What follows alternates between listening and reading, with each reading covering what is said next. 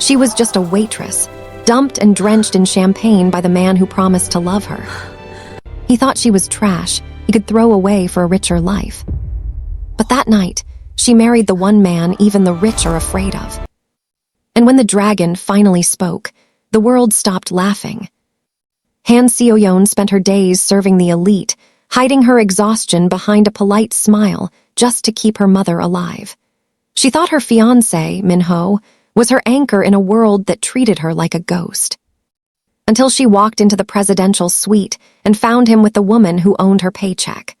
Drenched in champagne and humiliated in front of the city's most powerful, Seo-yeon was told she was nothing but cheap detergent in a room full of perfume. She thought her life was over. Instead, she walked straight into the path of a storm. Within an hour, Seo-yeon signed a contract with a man who didn't just walk into the room. He commanded the air inside it. Kang Jae-ryuk. The hotel staff called him a dangerous guest. The city whispered he was a ghost from the underworld. But to Seo-yeon, he was the only one who didn't look down at her. He looked through her, seeing the queen hidden beneath the waitress's apron. Everyone laughed when they heard the poor girl had married a mysterious stranger. They mocked her at the auction. They tried to destroy her at the gala. What they didn't know was that Jae-ryuk wasn't just a husband. He was a king with a dark empire at his back. And when Seo-yeon was finally pushed to her breaking point, the dragon stopped watching from the shadows. This isn't just a story about a broken heart. It's about a woman who stopped serving the world and started ruling it. The golden chandelier of the hotel's presidential suite caught the bubbles in the crystal flute, but to Han Seo-yeon, the light felt like a spotlight on her execution. She stood frozen by the mahogany door, the silver tray in her hands trembling. On the velvet sofa, Min-ho, the man who had promised to marry her in 3 months, had his arms wrapped around Chloe, the daughter of the hotel's chairman. The air in the room was thick with the scent of expensive perfume and the sharp, metallic tang of betrayal. Min-ho, Seo-yeon's voice was a fragile thread. Min-ho didn't jump in guilt. Instead, he slowly untangled himself from Chloe, his eyes cold and devoid of the warmth that had once promised her a lifetime of protection. He looked at Seo-yeon's faded waitress uniform, then at Chloe's silk designer gown, and a sneer curled his lip. "You weren't supposed to be on this floor today, Seo-yeon," he said, his tone as flat as if he were complaining about a smudge on his shoe. "We were supposed to look at wedding venues tonight," she whispered, the tray clattering as her strength began to fail. "My mother, she already thinks of you as a son. How could you?" Chloe let out a sharp, melodic laugh, leaning back against the cushions. "A son, Min-ho is going to be the next director of this hotel group, darling. Did you really think he'd settle for a girl who smells like cheap floor wax and industrial detergent? You're a waitress. He's a king. Know your place." Seo-yeon looked at Min-ho, searching for a spark of the man she loved. "Is this true? Was it all a lie?" Min-ho stood up, walking toward her with a predatory grace. He snatched the champagne bottle from her tray. "It wasn't a lie, Seo-yeon. It was an investment. But let's be honest, you're a liability. Your mother's hospital bills are a black hole, and your love can't buy me a seat at the board table." In one swift, cruel motion, he tilted the bottle. The expensive, vintage champagne poured over Seo-yeon's head, soaking her hair and stinging her eyes. The cold liquid drenched her white blouse, making it cling to her skin as she gasped in shock.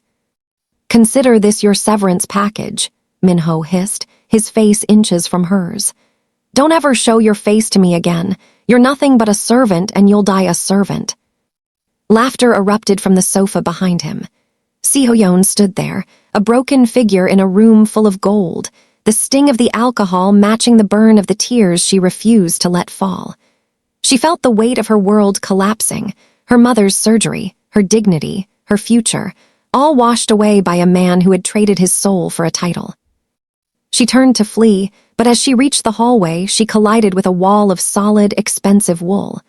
A pair of strong hands caught her shoulders, steadying her. She looked up through blurred vision and saw him, the mysterious guest from Suite 701. Kang Jae-ryuk. His dark eyes didn't hold pity. They held a dangerous, simmering fire. I don't like it when people waste good champagne, Jae-ryuk said, his voice a low, melodic rumble that silenced the laughter inside the room.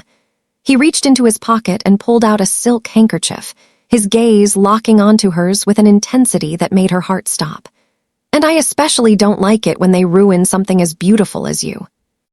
The heavy double oak doors of the VIP lounge swung shut, muffling the chaotic jeers of the gala outside. Seo-yeon stood in the center of the room, her silhouette trembling. The expensive champagne Minho had thrown now felt like ice against her skin. The sweet, fermented scent a sickening reminder of her public execution. Kang Jae-ryuk didn't sit. He leaned against the mahogany desk, the golden light of the chandelier catching the sharp edge of his jawline. He watched her with the clinical detachment of a predator, yet he held a silk handkerchief out toward her. "Wipe your face," he commanded. His voice was like velvet over gravel, low, dark, and absolute. "In my world, we don't let the enemy see the stains they leave behind." Seo-yeon took the cloth, her fingers brushing his. A jolt of electricity, cold and sharp, raced up her arm. "Why are you helping me? I'm just a waitress to people like Minho, and people like you, I'm invisible." "You were invisible," Jae-ryuk corrected, his almond-shaped eyes narrowing. "Until you looked at him with more hate than fear. I have a use for that kind of fire." He reached into his breast pocket and produced a single sheet of paper. It wasn't a legal brief. It was a death warrant for her old life. "My grandfather is dying. His final wish is to see me settled with a woman who isn't a social climber or a rival's spy. You need a shield. I need a shadow." He stepped closer, invading her personal space until she could smell the expensive tobacco and sandalwood clinging to his suit. "1 year. You will play the part of the devoted wife of the Kang family. You will endure the stares, the threats, and the weight of my name." Seo-yeon's breath hitched, and in return, 1,000,000,000, he stated flatly. "Paid in full tonight. Your mother's hospital debt will vanish before the sun rises. She will have the best surgeons in Asia.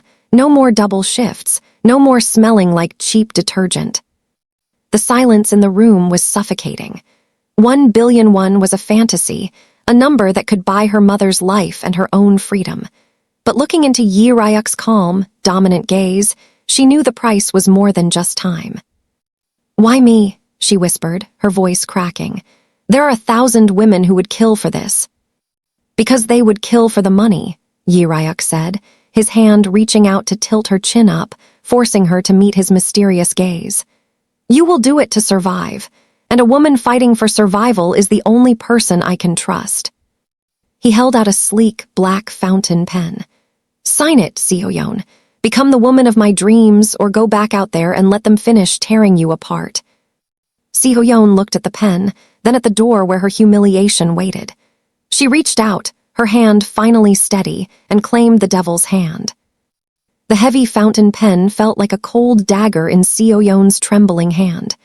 Across the mahogany desk, Kang Jae-ryuk sat in a throne-like leather chair, the golden light of the penthouse catching the sharp edge of his jawline. He didn't look like a savior. He looked like a predator offering a beautiful cage.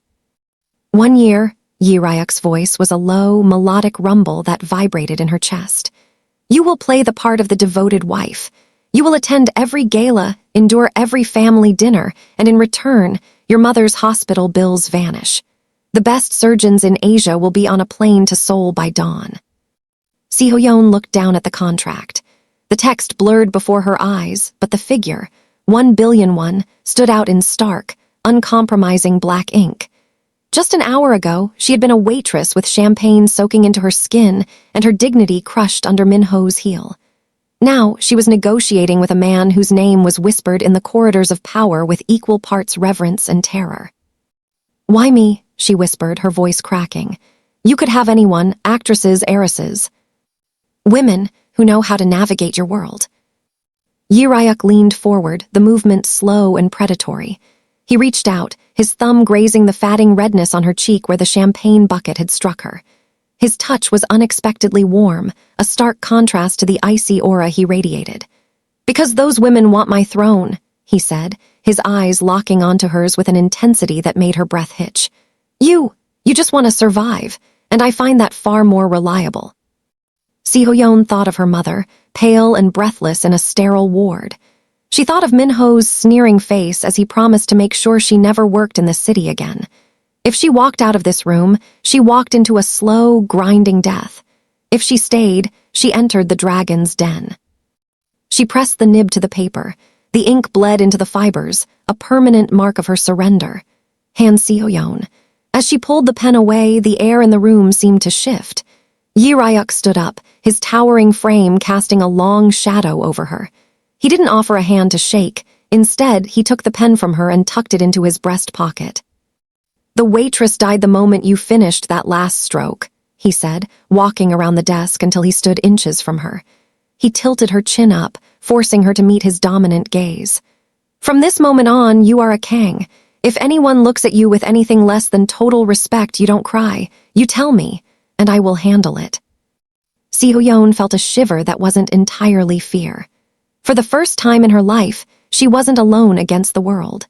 She had signed her life away to a monster, but as Jae-ryuk draped his heavy, charcoal coat over her shoulders, she realized the monster was now hers.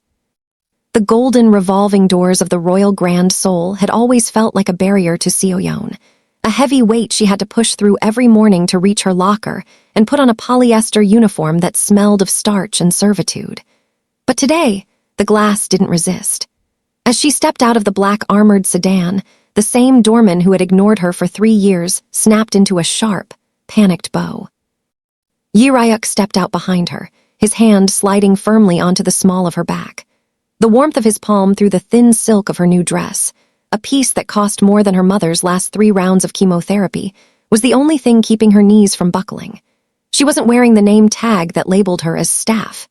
Instead, her throat was adorned with a single teardrop diamond that caught the lobby's chandelier light, casting fractured prisms against the marble walls. As they crossed the lobby, the silence was deafening. Groups of socialites paused mid-whisper. The head manager, a man who had once threatened to fire Seo-yeon for a misplaced spoon, turned ghostly pale. He scurried forward, his hands trembling as he reached for Jae-ryuk's luggage. "Mr. Kang, we didn't realize you'd be returning so soon," the manager stammered, his eyes darting to Seo-yeon. He recognized the face, but the aura was unrecognizable. The tired, slumped shoulders of the waitress were gone, replaced by the rigid, defensive elegance of a woman who had just been handed the keys to a kingdom. "Is the jade suite ready?" Jae-ryuk's voice was a low, dangerous rumble that brooked no argument. Of course, sir, but regarding your companion, the employee policy." Jae-ryuk stopped. The air in the lobby seemed to drop 10 degrees. He tilted his head, his sharp jawline tightening as he looked at the manager. "She is not an employee. She is my wife. And if you ever look at her with anything less than absolute reverence again, I will buy this hotel just to watch you walk out of it in disgrace." Seo-yeon felt a surge of something she hadn't felt in years. Power. It was intoxicating and terrifying. She glanced toward the lobby lounge, where she saw a familiar figure. Min-ho was sitting with the heiress, a cocktail in his hand. His glass shattered against the floor the moment his eyes met Seo-yeon's. She didn't look away. She didn't flinch. Guided by Jae-ryuk's steady hand, she walked past her past without a word, her heels clicking a rhythmic, vengeful beat against the floor. For the first time, Seo-yeon wasn't looking at the ground to check for spills. She was looking straight ahead, into a future that was as dark and glittering as the man by her side. The golden chandelier of the private dining room cast a shimmering glow over the finest Hanwoo beef and vintage wine, but Seo-yeon could hardly swallow. Across the table, Jae-ryuk sat with a terrifyingly calm elegance, his tailored suit jacket draped perfectly over his broad shoulders. To the world, he was a mystery. To her, he was the man who had pulled her from the wreckage of her own life just hours ago. "You aren't eating," Jae-ryuk noted, his voice a low, melodic baritone. He reached out, his fingers brushing the back of her hand. The touch was electric, making Seo-yeon's breath hitch. "The poverty trauma doesn't leave easily, does it? You're waiting for the bill to come so you can figure out how many shifts you'll need to work to pay for it." Seo-yeon managed a small, fragile smile. "Old habits, I suppose. I'm used to being the one carrying the tray, not the one sitting behind the silk cloth. In this world, Seo-yeon, you are the cloth, the table, and the room itself, he said firmly. Never forget. The heavy oak doors of the suite didn't just open, they shattered inward. The sudden crash sent Seo-yeon's wine glass toppling, the red liquid spreading across the white linen like a fresh wound. 6 men in dark leather jackets stormed in, the lead intruder brandishing a jagged blade. Kang Jae-ryuk, the man spat, his eyes wild. The Iron Circle sends its regards for the shipment you intercepted. Seo-yeon let out a muffled gasp, her chair scraping back as she instinctively tried to hide. Her heart hammered against her ribs. This was the underworld she had only heard of in hushed hotel gossip. But as she looked at Jae-ryuk, she saw no fear. He didn't even stand up. He simply took a slow sip of his wine, his gaze turning cold and predatory. You interrupted my wife's dinner, Jae-ryuk said, his voice dropping to a dangerous, icy whisper. In a blur of motion that Seo-yeon's eyes could barely follow, Jae-ryuk stood. The lead attacker lunged, but Jae-ryuk caught the man's wrist with sickening precision. A sharp crack echoed through the silent room, followed by a guttural scream. With a fluid, brutal grace, Jae-ryuk used the man's own momentum to slam him into the table. Silverware flew and porcelain shattered. Jae-ryuk moved like a shadow, a lethal dance of strikes and throws that left the intruders crumpled on the floor in seconds. As the last man fell, Jae-ryuk adjusted his cuffs, not a single hair out of place, though a spray of crimson now flecked his white shirt. He turned back to Seo-yeon, his expression softening instantly into that mysterious, dominant calm. He reached out, his thumb catching a stray tear on her cheek. I apologize for the mess, Seo-yeon, he whispered, his eyes burning with a fierce protectiveness. But you wanted to know who I really am. Now you know. I am the man who burns the world to keep you safe. Seo-yeon looked at the carnage, then at the man holding her chin. She was terrified, yes, but for the first time in her life, she felt truly, dangerously chosen. The Grand Hyatt ballroom was a sea of shimmering silk and biting whispers. Seo-yeon smoothed the fabric of her emerald gown, a piece so exquisite it felt like a second skin, yet she felt like an intruder. Beside her, Jae-ryuk walked with a predatory grace, his hand resting firmly on the small of her back. His presence was a silent warning to the vultures circling them, but the weight of the Waitress label still felt like a leaden shroud around her neck. Across the room, Min-ho stood with the hotel heiress, his arm draped possessively over her shoulder. When his eyes landed on Seo-yeon, his face contorted from smugness to a sharp, jagged malice. He whispered something to his companion, and the two began to approach, cutting through the crowd like a blade. Seo-yeon, I thought I smelled cheap dish soap, Min-ho's voice carried, intentionally loud enough to draw the attention of the surrounding socialites. He smirked, his eyes raking over her expensive dress with disdain. Security at this hotel has really gone downhill if they're letting the staff crash a private engagement gala in stolen clothes. The heiress let out a sharp, tinkling laugh. Min-ho, darling, don't be cruel. Maybe she's just here to collect the empty glasses. Seo-yeon, was it? There's a spill in the corner. Be a good girl and run along before I have you blacklisted from every service job in Seoul. Seo-yeon's breath hitched. The old poverty trauma flared in her chest. A cold reminder of the nights she'd spent scrubbing floors just to buy her mother's medicine. She felt the urge to apologize, to shrink, to vanish into the shadows. But the hand on her back tightened. Jae-ryuk stepped forward, his shadow falling over Min-ho like an eclipse. The temperature in the room seemed to drop 10 degrees. Is there a problem here? Jae-ryuk's voice was a low, dangerous rumble. Min-ho, unaware of the man's identity, sneered. Yeah, friend, this woman is a low-class waitress who was fired for incompetence. I suggest you step away before her bad luck rubs off on your suit. Jae-ryuk didn't flinch. Instead, he reached out and took Seo-yeon's hand, lifting it so the light caught the massive, flawless diamond he had placed on her finger that morning. The gasp that rippled through the room was audible. You must be mistaken, Jae-ryuk said, his eyes locking onto Min-ho's with a terrifying, calm intensity. This woman isn't the help. She is the future matriarch of the Kang family. She is my fiancé. The color drained from Minho's face instantly. The name Kang carried a weight that shattered his bravado. Jae-ryuk leaned in closer, his voice a lethal whisper. And as of tomorrow, she will also be the owner of this hotel. If anyone is leaving tonight, Minho, it's you. The heavy glass doors of the Bulgari boutique didn't just open. They seemed to surrender as Jae-ryuk led Seo-yeon inside. Her sensible waitress shoes felt like lead on the pristine marble floor, a stark contrast to the velvet silence of the room. Only yesterday, she had been polishing smudged wine glasses.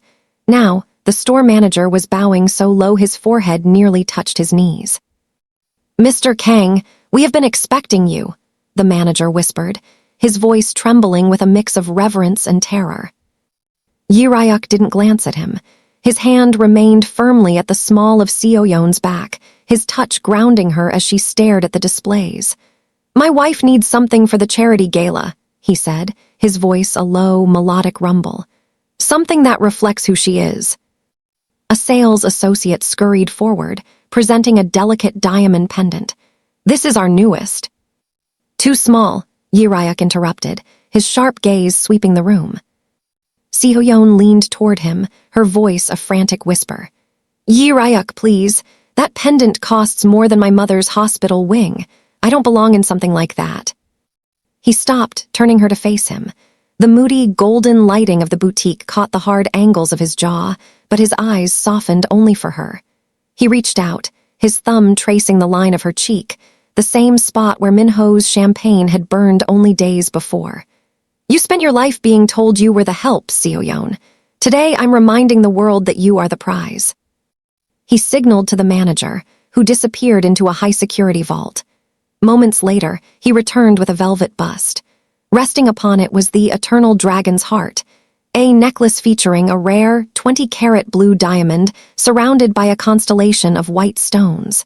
It was worth $10 million, a piece of art that radiated a cold, dangerous beauty. The room went still. Seo-yeon gasped, drawing back. "I can't, it's too much." "It's just a rock, Seo-yeon.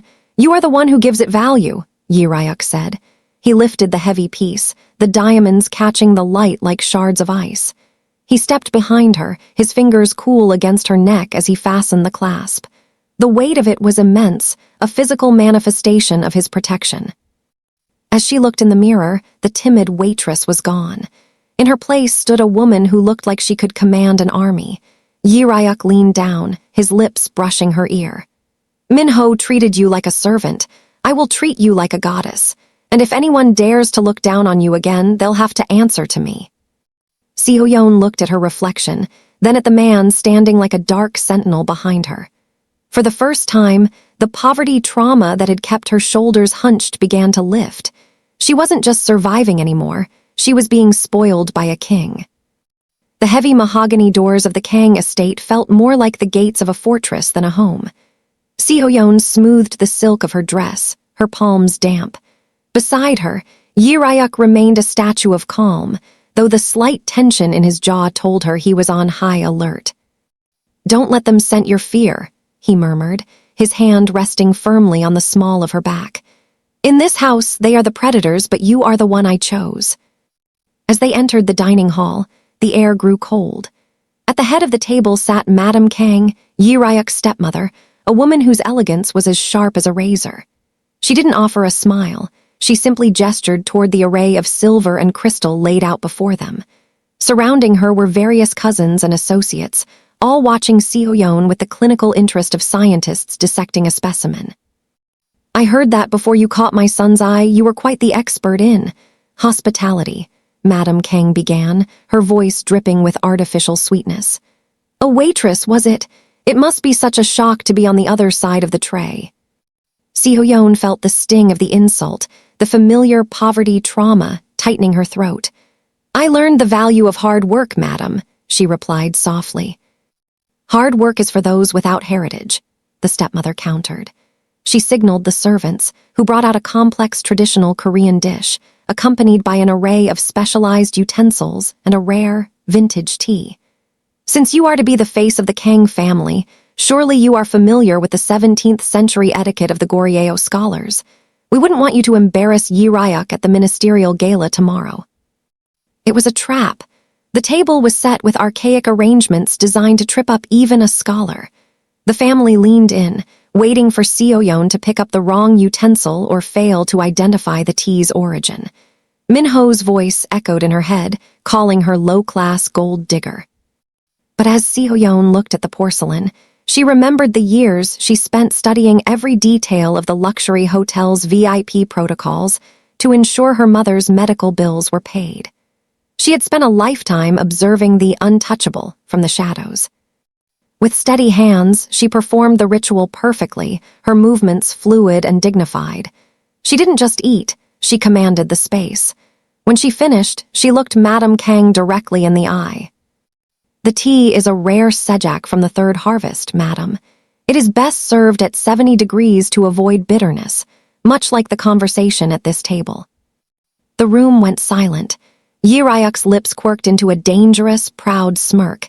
He reached over, interlacing his fingers with hers. "It seems," Jae-ryuk said, his voice dropping an octave as he glared at his stepmother, "that my wife has more culture in her smallest finger than this entire room has in its bloodline. Let's go, Seo-yeon. This air is beneath you." As they walked out, Seo-yeon's heart hammered, but for the first time, it wasn't from fear. It was from the realization that with Jae-ryuk by her side, she wasn't just surviving, she was winning.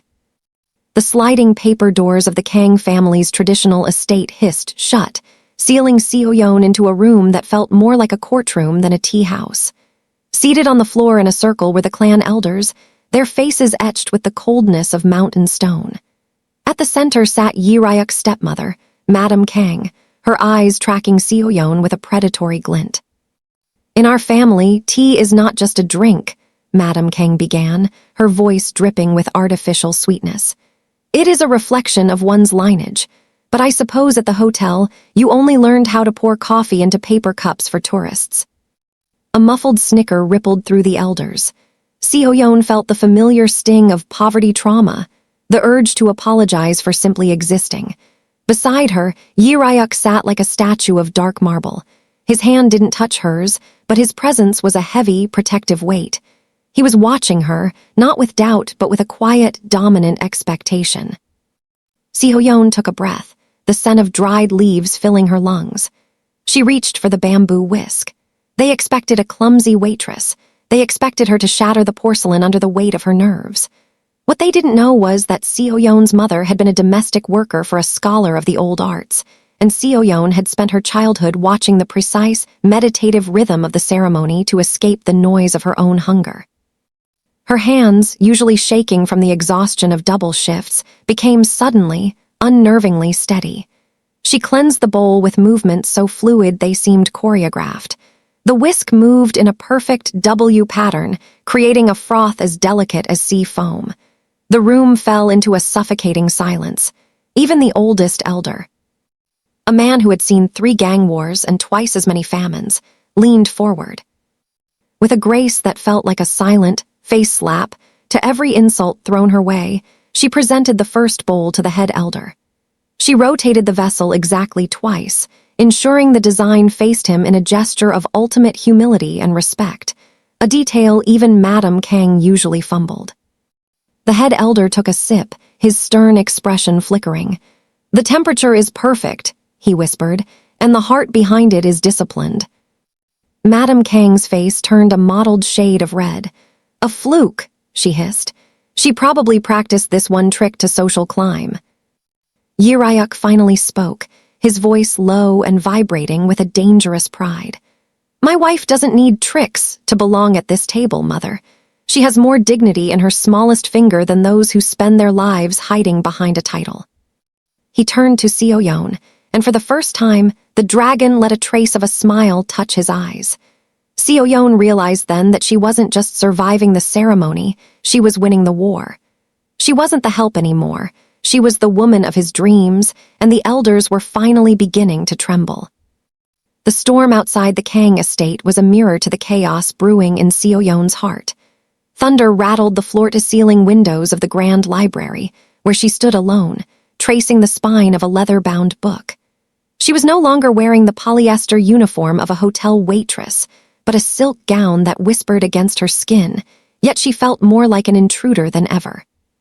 Suddenly, the world went black. A crack of lightning split the sky, and the mansion's power flickered and died. Silence, heavy and suffocating, rushed into the room.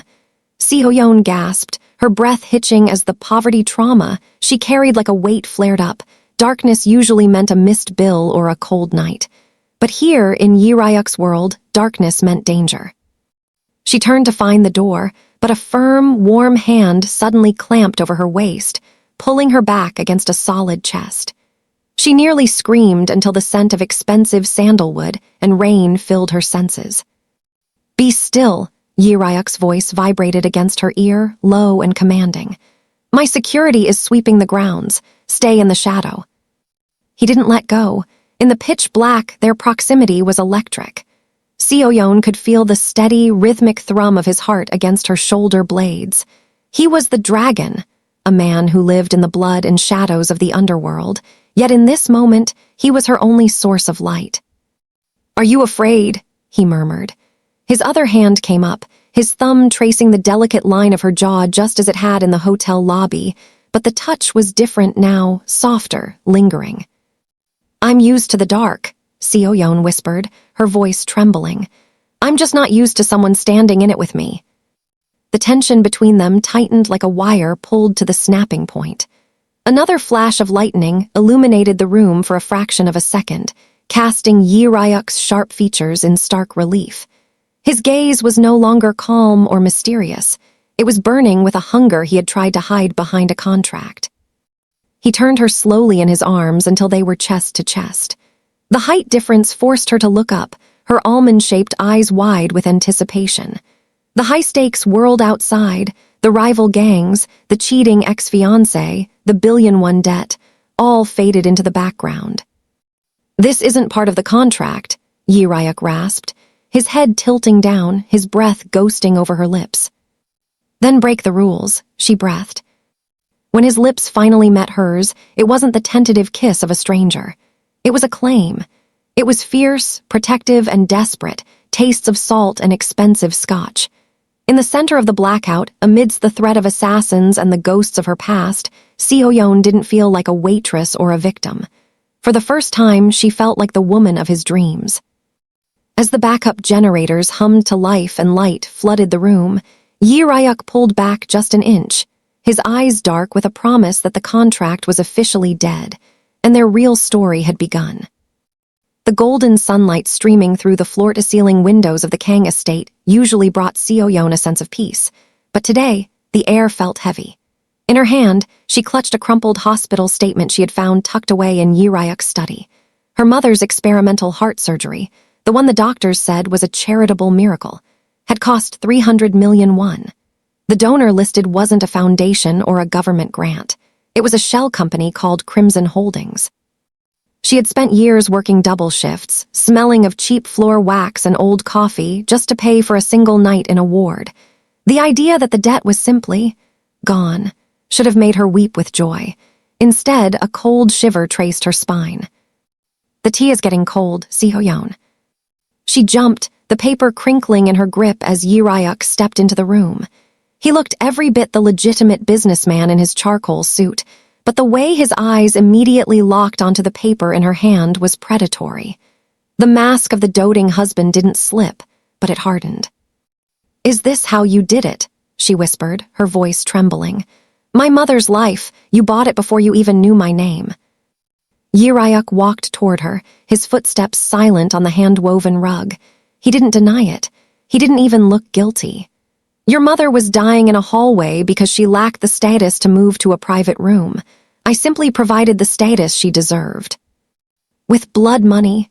Seo-yeon's eyes burned with tears. "I thought I was marrying you to save her, but you had already trapped me. You held her life in your hands before we even met." Jae-ryuk reached out, his thumb catching a stray tear on her cheek, his touch possessive and terrifyingly warm. "In my world, Seo-yeon, there is no such thing as a gift. There is only protection and the price one pays for it. You were the only waitress in that hotel who didn't look at me with greed. I decided then that you belonged in a palace, not a lobby. So I'm just another asset you purchased, she choked out, pulling away. The poverty trauma she fought so hard to bury surged back. She felt like a child again, realizing the meals she had been given came with a debt she could never repay. You are my wife, he corrected, his voice dropping to a low, dangerous rumble that vibrated in the quiet room. And in the Seoul underworld, that makes you the most expensive target in the country. The surgery was the beginning, Seo-yeon. But if you walk away now, the shadows that funded that bill will be the ones to collect it from your mother's bedside. Do you understand? Seo-yeon looked at the man she was beginning to love and felt a devastating realization. Her mother was safe, but the price was her soul. She wasn't just married to a man, she was bound to a dynasty of shadows, and the debt was written in blood. The flash of the cameras felt like physical blows as Han Seo-yeon stepped out of the black sedan. Beside her, Jae-ryuk's presence was a wall of cold granite, his hand resting possessively on the small of her back. She was no longer the girl in the polyester waitress uniform. She was draped in midnight blue silk that shimmered like the Han River at dusk. But as they approached the entrance of the gala, the usual respectful silence of the press was replaced by a frantic, ugly energy. Seo-yeon, is it true you were working as a honey trap at the hotel to ensnare Chairman Kang? A reporter shrieked, thrusting a tablet toward her face. Seo-yeon froze. On the screen was a grainy, high-contrast photo. It was her, huddled in a dark corner of a hotel's supply closet with a man whose face was blurred, but who bore a striking resemblance to a rival syndicate leader. Another photo showed her accepting a thick envelope of cash. The images were clever fakes, distortions of the nights she had spent working overtime in the laundry rooms or receiving her meager paycheck in the manager's office. But in the court of public opinion, they looked like the resume of a corporate spy. Across the foyer, she spotted him. Min-ho was leaning against a marble pillar, a champagne flute in his hand and a smirk of pure malice on his face. He didn't hide it. He wanted her to know this was his handiwork. He had traded his dignity to the heiress, and now he was trading Seo-yeon's reputation for a seat at the table of Jae-ryuk's enemies. A waitress doesn't just become a queen overnight without getting her hands dirty, right? Min-ho's voice carried over the murmurs of the crowd. Tell them, Seo-yeon, tell them how you practiced your service on every high roller in the building before you landed the biggest fish of all. The elite guests began to draw back, their eyes filled with disgusted fascination. The poverty trauma Seo-yeon fought so hard to bury roared back to life. She felt small, dirty, and exposed. Her breath hitched, and for a second she looked for an exit, her old instinct to hide from the bullies taking over. But then, the temperature in the room seemed to drop 10 degrees. Jae-ryuk didn't look at the reporters. He didn't even look at the photos. His gaze was fixed solely on Min-ho, and it was the look of a predator deciding where to make the first incision. He reached out, his gloved fingers catching Seo-yeon's chin, forcing her to look up into his calm, terrifyingly dark eyes. Look at me, Seo-yeon, he commanded, his voice a low vibration that cut through the noise. Do you see a man who cares about the lies of a coward? He turned to the crowd, his shadow looming large against the gold-leafed walls. My wife's reputation isn't built on photos, Jae-ryuk declared, his voice echoing like a death knell. It is built on my word, and to the man who manufactured these, I hope you've enjoyed your last hour of relevance. As Jae-ryuk led a trembling but upright Seo-yeon into the hall, Min-ho's smirk faltered. He had leaked the photos to destroy Jae-ryuk's reputation, but he had only succeeded in awakening the dragon's wrath. The scandal was a spark, but the fire that followed would consume everything Min-ho owned. The digital screens in the city center flickered, casting a harsh, artificial glow over Han Seo-yeon's face as she watched the broadcast. For the last 3 hours, every major news outlet had been running a special report featuring Min-ho. He stood there, looking practiced and mournful, spinning a web of lies about how his unstable ex-fiancé, a former waitress, was stalking him and attempting to extort the hotel's new heiress. He even showed doctored photos of Seo-yeon outside the hospital, framing her mother's illness as a ploy for sympathy. Beside her, Jae-ryuk sat in the back of the darkened sedan, his face a mask of granite. He wasn't looking at the screens. He was looking at Seo-yeon's hands, which were trembling in her lap. "He's destroying everything I have left," she whispered, a tear threatening to spill. "My reputation, my mother's peace. He thinks he can say anything because he has a microphone." Jae-ryuk finally moved, his hand covering hers with a warmth that felt like a shield. "He thinks the microphone belongs to him," Jae-ryuk said, his voice a low, dangerous vibration. "He's forgotten that in this city, even the air people breathe has a price." He pulled out his phone and made a single call. "It's time, switch it over." Suddenly, the broadcast on the giant screens cut to static. Across the city, in millions of homes and on every street corner, the image of Minho vanished. When the signal returned, the news anchor looked pale, sweating under the studio lights. "We have an emergency update," the anchor stammered, earpiece visibly trembling. "SBC News has just been acquired by the Kang Group. Under new management, we are retracting all previous statements regarding Miss Han Seo-yeon. Furthermore, we have received a cache of verified documents." The screen split. On one side was Minho's panicked face, caught on a live feed backstage at the studio. On the other, bank records and high-definition footage appeared, evidence of Minho's embezzlement from the hotel, and a recording of him laughing about dissecting the waitress to climb the social ladder. Seo-yeon gasped, her eyes wide as she watched her tormentor's world collapse in real time. On screen, police officers entered the studio frame, clicking handcuffs onto Minho's wrists as he screamed about his rights. "The station is yours now, Seo-yeon," Jae-ryuk said calmly, leaning back as the car pulled away from the curb. "From now on, no one tells your story but you, and as for Minho, he will find that the walls of a prison cell are very poor at amplifying a man's lies." The weight that had crushed Seo-yeon's chest for months finally lifted. She looked at Jae-ryuk, the dragon who had just silenced a city to protect her honor, and realized that the contract she had signed wasn't a cage, it was her coronation. The golden chandelier of the private dining room cast long, flickering shadows against the mahogany walls, but the atmosphere was as cold as a tomb. Seo-yeon sat beside Jae-ryuk, her silk dress feeling like armor. Across from them sat Park Tae-hoon, the head of the Iron Circle. He didn't look like a gangster. He looked like a statesman, peeling an apple with a silver knife that caught the light with every precise turn. "I must admit, Jae-ryuk," Tae-hoon began, his voice a low, gravelly rasp. "I heard the dragon had finally been tamed, but I didn't expect the tamer to be so delicate." He turned his predatory gaze toward Seo-yeon. "Tell me, Miss Han, does the wine at this table taste better than the leftovers you used to clear from the tables at the Grand Palace?" The air in the room vanished. Seo-yeon felt the familiar sting of poverty trauma creeping up her throat, the ghost of her waitress uniform weighing heavy on her shoulders. She felt the eyes of Tae-hoon's men on her, waiting for her to flinch, to cry, or to prove she didn't belong. Beside her, Jae-ryuk's hand didn't move, but the temperature of the room seemed to drop 10 degrees. "The wine tastes like blood today, Tae-hoon," Jae-ryuk said, his voice terrifyingly calm. "I'd be careful how you pour it." Tae-hoon laughed, a dry, rattling sound.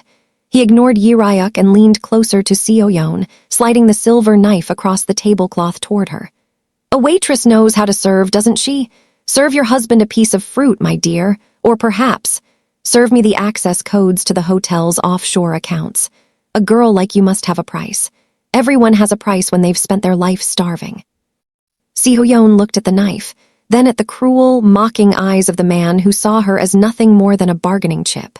She thought of her mother's hospital bills and the way Minho had dumped her like trash. But then she felt Jae-ryuk's hand slide over hers under the table, strong, steady, and unyielding. She didn't flinch. Instead, she picked up the knife. The room went silent as Jae-ryuk's men tensed, their hands moving toward their jackets. "You're right, Chairman Park," Seo-yeon said, her voice echoing with a newfound iron. She sliced a perfect, translucent piece of the apple and dropped it into a glass of dark red wine. "I spent years watching people like you. I know exactly how you like to be served, but you've made one mistake." She looked him dead in the eye. "I'm not the one taking orders anymore. I'm the one deciding who gets to leave the table." Tae-hoon's smile vanished. For the first time, he saw not a waitress, but the woman the dragon had chosen to rule by his side. Jae-ryuk's grip on her hand tightened, a silent promise that the war had just begun. The sleek black sedan tore through the midnight fog of the Incheon highway, the city lights flickering like dying stars in the distance. Inside, the silence was heavy, charged with the unsaid confession Jae-ryuk had nearly whispered moments before. Seo-yeon watched his reflection in the window. The sharp, untouchable dragon of Seoul looked weary, his hand resting possessively near hers on the leather seat. "The surgery was successful, Seo-yeon," he said, his voice a low rumble that vibrated in her chest. "Your mother is safe. You don't have to worry about the cost ever again." Seo-yeon felt a lump form in her throat. "Why did you do it, Jae-ryuk? We had a contract.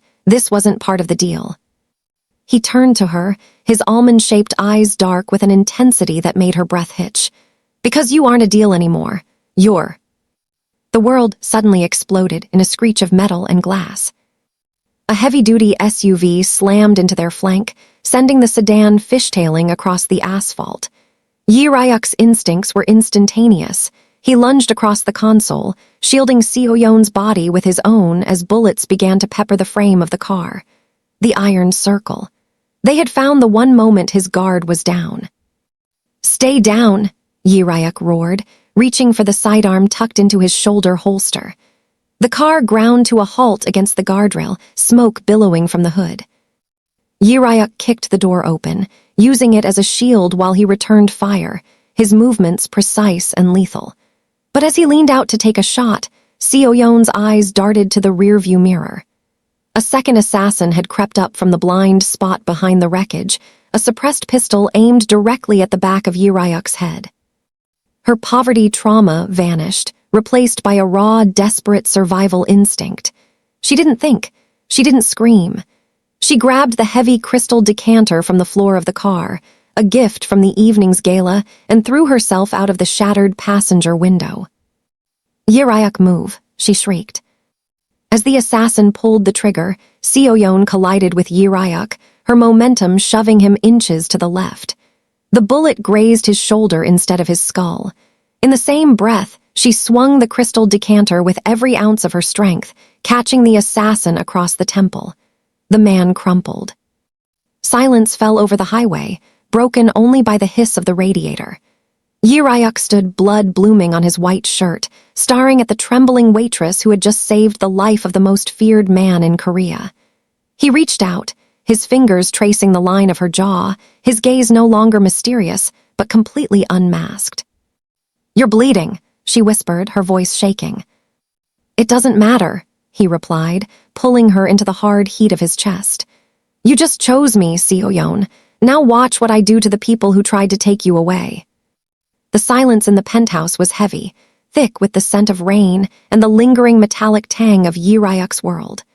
Seo-yeon stood by the floor-to-ceiling window, her reflection ghost-like against the blurred neon lights of Seoul.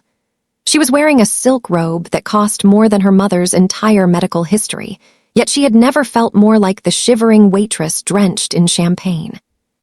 Behind her, she heard the rhythmic, heavy click of Jae-ryuk's footsteps. He didn't stop until he was inches away, his heat radiating through her thin silk.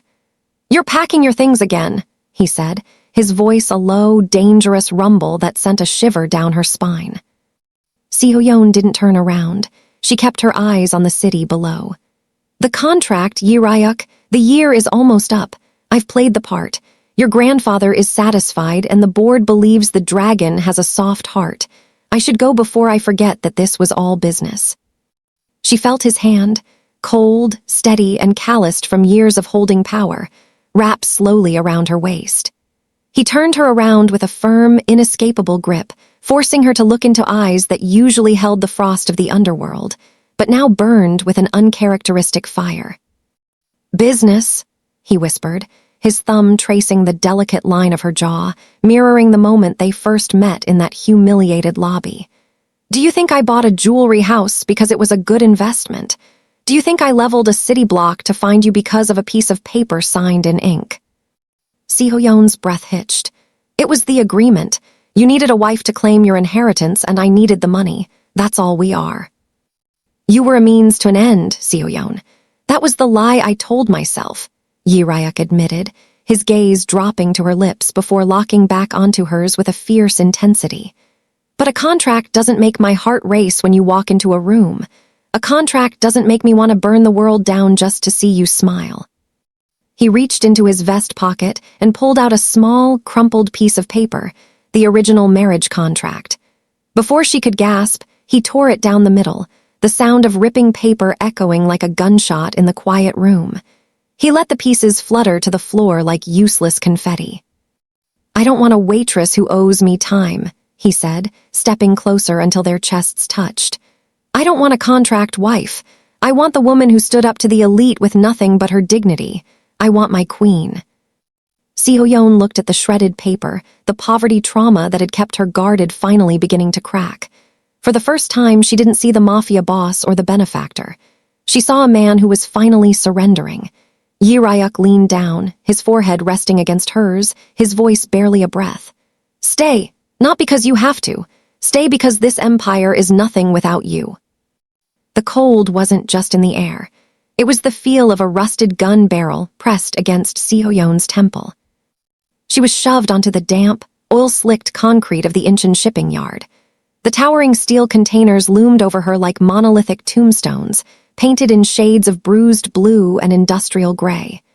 Rain began to fall, mixing with the salt of her tears and the metallic scent of the sea. Her hands were bound behind her back with coarse zip ties that bit into her skin, a sharp reminder of her vulnerability. Is this the Mafia Queen everyone is whispered about? A man stepped out from the shadows of a crane. He was lean, with a jagged scar running through his eyebrow, the mark of the iron circle. He sneered, tilting her chin up with the tip of his boot. You look like a terrified girl who still smells like the hotel lobby. Seo-yeon forced herself to breathe. Her poverty trauma screamed at her to beg, to curl into a ball and disappear as she had done so many times before her father's creditors.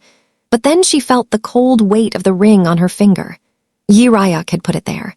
He hadn't married a waitress, he had married a partner. If you're looking for a ransom, you're wasting your time, Seo-yeon rasped, her voice trembling but audible over the distant hum of the shipyard. Jae-ryuk doesn't negotiate, he erases.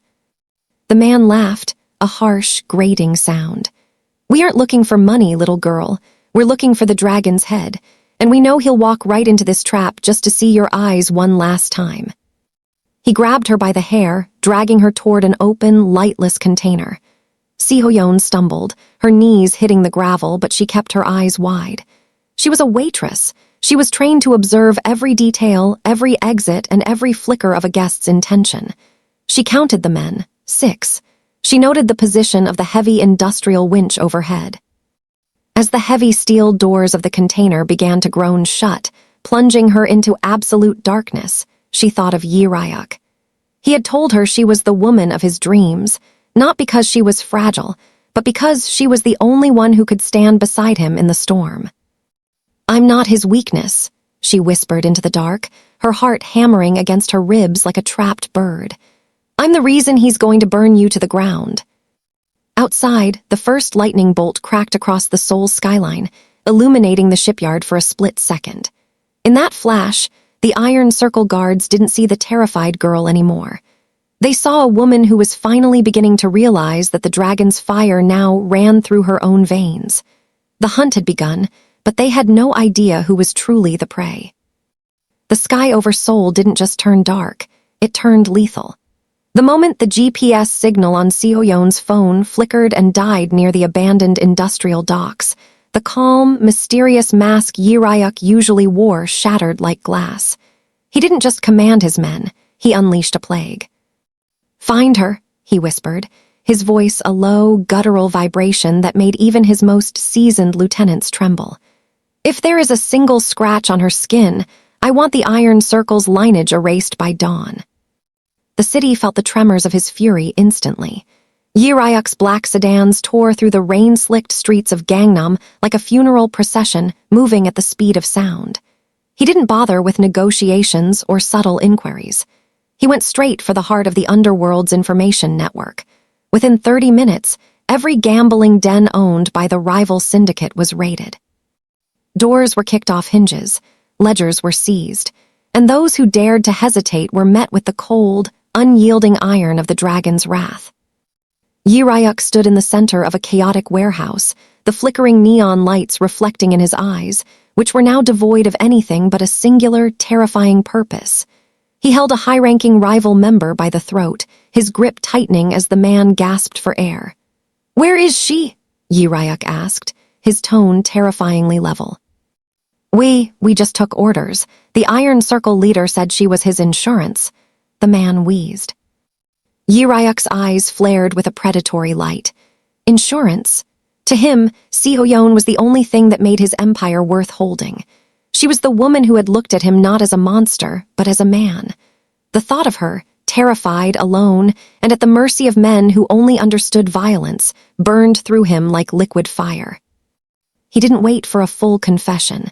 He threw the man aside and turned to his lead enforcer. "Burn the shipping yard, every warehouse, every crate.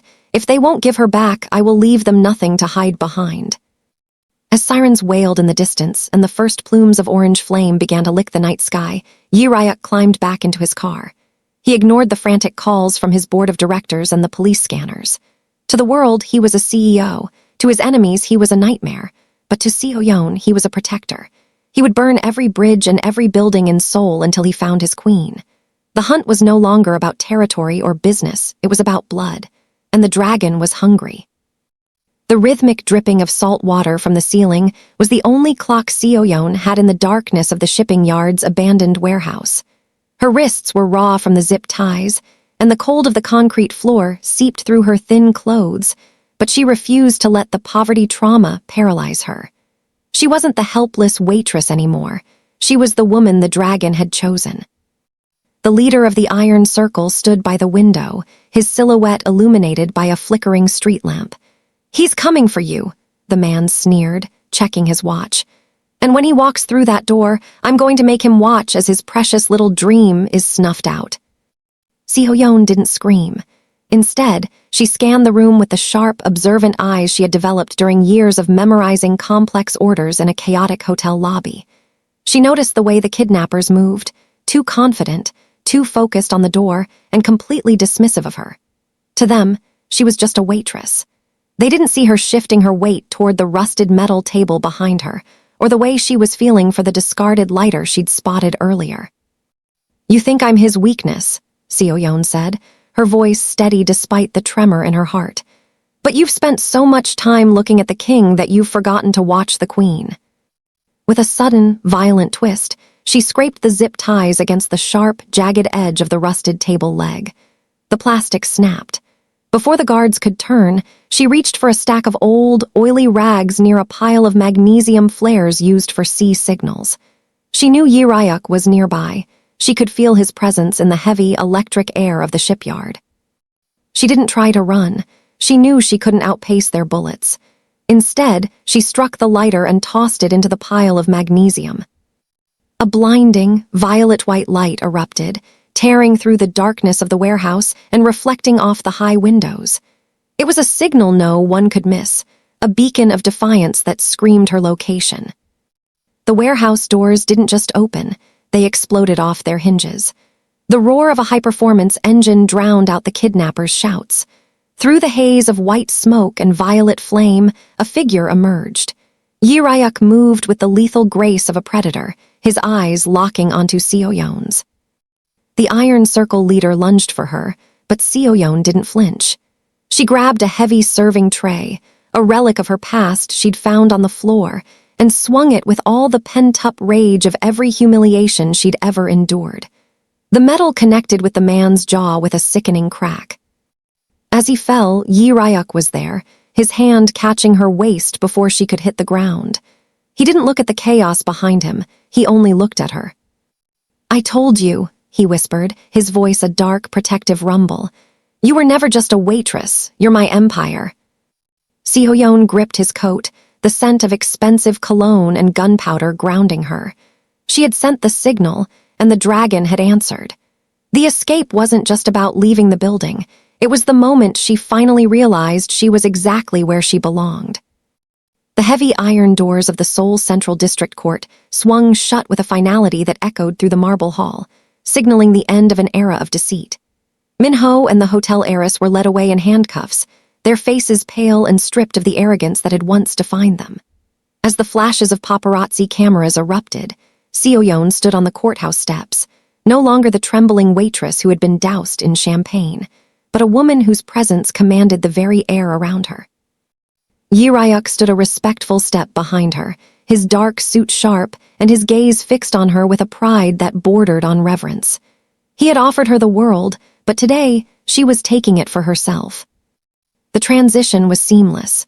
Within the week, the board of directors, the same men who had once looked through Seo-yeon as if she were part of the furniture, sat in hushed silence as she walked into the hotel's mahogany row boardroom. She didn't wear a uniform today, she wore power. Clad in a tailored white suit that caught the morning light, she took her seat at the head of the long table. "I spent years observing this hotel from the ground up," Seo-yeon began, her voice calm but resonant. "I know which floorboards creak, which staff members are overworked, and exactly how many guests feel ignored by your elite standards. We are no longer just a playground for the cruel. We are a sanctuary of excellence." As the board members nodded in frantic agreement, Jae-ryuk watched her through the glass partition. He had dismantled the iron circle and purged the shadows of the underworld to ensure her safety, but seeing her rule the light was his greatest victory. He was the dragon, but she was the soul of the empire. That evening, they stood on the penthouse balcony overlooking the shimmering lights of Seoul. The city looked different now, no longer a labyrinth of debt and fear, but a landscape of possibility. Seo-yeon leaned against him, feeling the steady, rhythmic heartbeat of the man who had seen her worth when she had forgotten it herself. "Is it everything you dreamed of?" Jae-ryuk whispered, his hand resting protectively over hers. Seo-yeon looked out at the hotel signage glowing against the night sky, her hotel. She thought of her mother, now recovering in the best suite, and the life they had built from the ruins of a betrayal. "It's more," she said, turning to meet his mysterious, confident gaze. "Because this time I'm not just a guest in someone else's dream, I'm the architect of my own." The new dynasty had begun, not built on blood or fear, but on the unbreakable loyalty of a boss and his queen. Seo-yeon started as a girl who was told she was nothing because of the uniform she wore. But through Jae-ryuk's eyes, she saw the queen she always was. This story teaches us that your past doesn't define your future, and the right person won't just love you, they will build an empire for you. If you believe in standing up for yourself and finding a love that protects you at all costs, don't leave us just yet. Subscribe to see Seo-yeon's full transformation, like if you think Min-ho got what he deserved, and comment, Seo-yeon, if you're ready for your own glow-up. Share this with someone who needs to know their worth, and turn on post notifications so you're the first to see our next epic tale.